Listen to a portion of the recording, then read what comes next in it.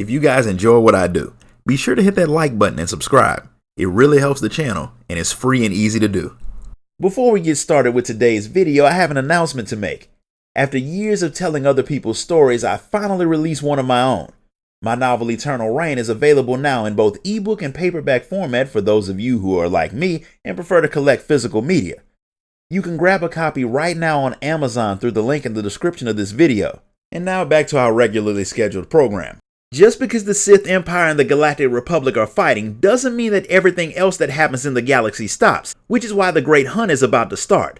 Bounty hunters from all over compete for the right to enter the competition, where they must capture or kill some of the most dangerous and famous targets. The rewards for winning are enough to make any bounty hunter's mouth water, which is why you're headed to Hutta to team up with some fellow hunters so you can hopefully earn a spot in the hunt. When you get to the place where Braden, the man who recruited you, is setting things up, he introduces you to the rest of the team. The Great Hunt isn't a solo mission, even though most of the frontline work will be your responsibility. You'll still need people to do all of the behind-the-scenes stuff. Mako is going to handle all of the intel gathering and hacking duties, and Jory is the guy who handles security around the base itself. The Great Hunt is the most famous bounty hunter competition in the galaxy, but not even Mako, who knows practically everything about the history of the profession, has any idea what you'll actually have to do during the event.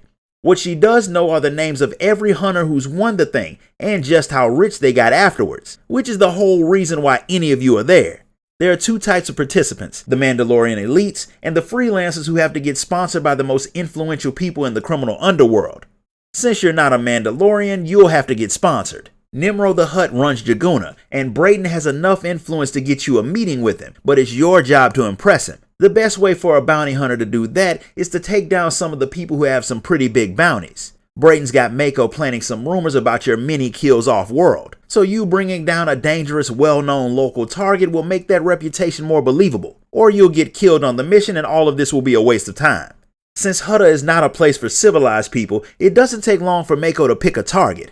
There's a Corellian named Vex who's known for being a really good shot and for robbing Imperial pay stations. Robbing Imperial banks is one of the stupidest ways to make money, so this Vex is either really good or just crazy. Either way, he's a perfect target. Since he has a safe house in a not so good part of town, it will be pretty dangerous to go there looking for information on your target.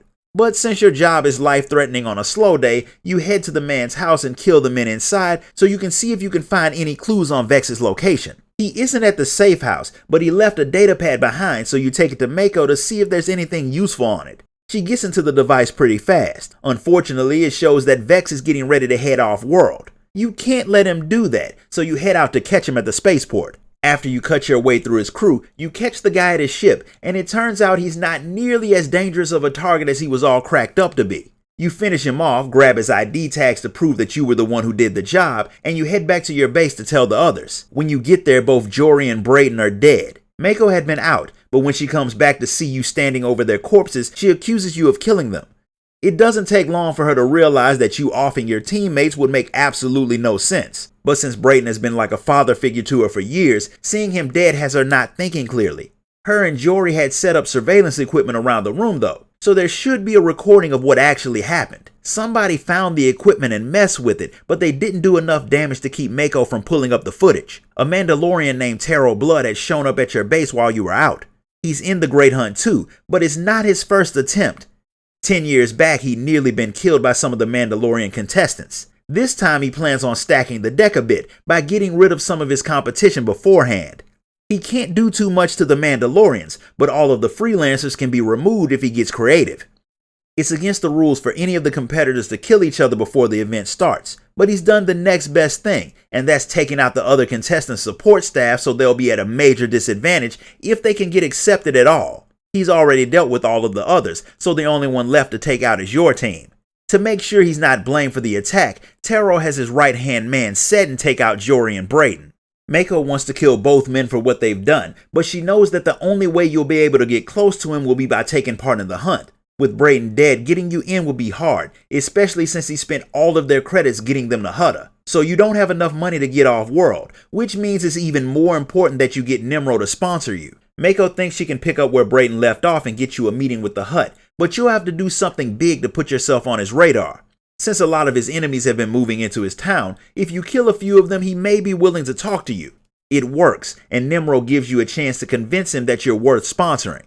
He has people he wants dead, and your job is to unalive them for him. The first on that list is an evokai named Hutsbane, who's a part of the race that were native to the planet before the Hutt showed up. He's been raiding some of Nem'ro's buildings and destroying his stuff. The Hutt wants you to bring him his head. That's a little bit gruesome, but it's not all that far out of your wheelhouse, so you're cool with doing the job. The evokai try to convince you not to kill Hutsbane, but their sob story about how cruel the Hutts are isn't all that important to you since you have your own problems to deal with. So you deal with the evokai and take your very disgusting trophy. When you finish off Hutsbane, Mako calls you because she's got some info for you. It really was the Taro Blood who had killed Brayden. He was originally from Alderaan, but after he lost the last hunt, he spent years getting in good with the Mandalorians until he became one of them. The Great Hunt is a Mandalorian tradition, so there are different rules for them when it comes to entering. Taro has to compete with them to enter, and this time he decided to pay them so they won't gang up on him again.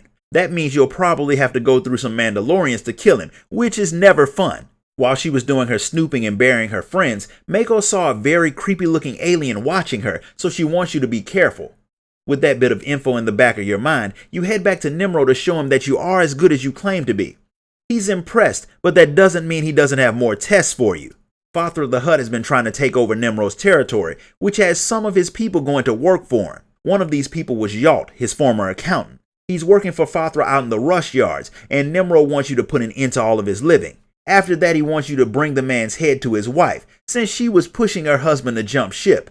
That's a bit more brutal than the way you normally do things, but you're not really in a position to argue, so you head off to handle your second job, which will be quite a bit more difficult than the first, since Fathra has heavy security around Yalt, and you're going to have to figure out how to get through it alive. And that's where we're going to stop for today. If you enjoyed this video, be sure to like it, comment, share it, and subscribe. Grab a copy of my novel on your way out, and I'll see you all next time.